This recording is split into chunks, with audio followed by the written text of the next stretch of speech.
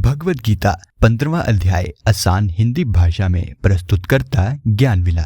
15वें अध्याय में श्री भगवान मानव जीवन का वर्णन एक पीपल के पेड़ के रूप में करते हैं। भगवान जीव और ईश्वर का वर्णन भी करते हैं और ईश्वर ही संसार का जीवन है, वही परम पुरुष उत्तम है। यह सब विस्तार से बताते हैं।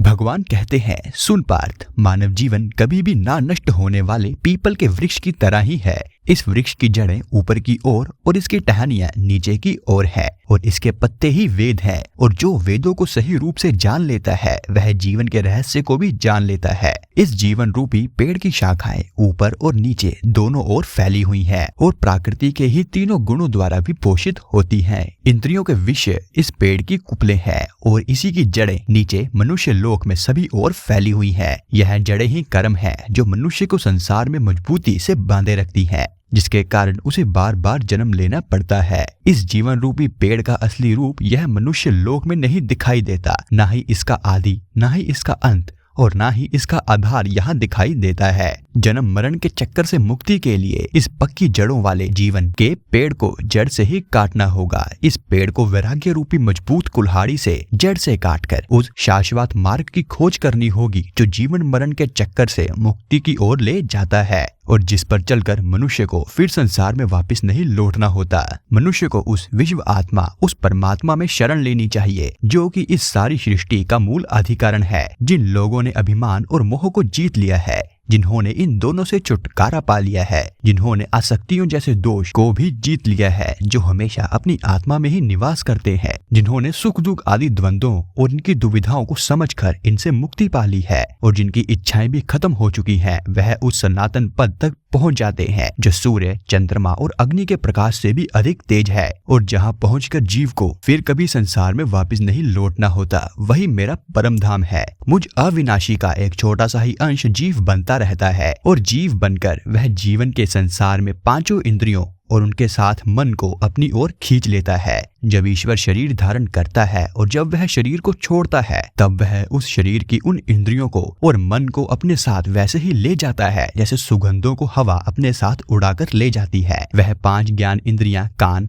आंख, नेत्र, त्वचा तथा जीभ और मन का उपयोग करता हुआ उन सब के विषयों को भोगता और आनंद लेता है। जब ईश्वर रूपी आत्मा शरीर छोड़ती है या जब वह उसमें रहती है, उस समय मूढ़ और अज्ञानी लोग अपने अंदर निवास करने वाली इस आत्मा को देख नहीं पाते, लेकिन जिनकी ज्ञान की आंखें खुली हुई है वह इसे देख पाते हैं। सही तरीके से और पूरी तरह से साधना में लगे हुए योगी ही अपने अंदर स्थित, अपने अंदर निवास करने वाली उस आत्मा को देख पाते हैं। लेकिन अज्ञानी और अनुशासनहीन लोग कोशिश करने के बावजूद भी उस आत्मा को देख नहीं पाते। सारे संसार को प्रकाशित करने वाले सूर्य का तेज भी मेरा ही तेज है, ऐसे ही चंद्रमा और अग्नि में जो तेज है वह भी मेरा ही तेज है। पृथ्वी लोक में प्रवेश करके अपनी प्राण शक्ति द्वारा मैं जीवों को धारण करता हूँ। सभी प्राणियों के शरीर में जीवन की पाचन अग्नि बनकर उनके अंदर आने और बाहर निकलने वाले श्वासों में मिलकर मैं चारों प्रकार के अन्नों को मैं ही पचाता हूँ। मैं सभी के हृदय में निवास करता हूँ,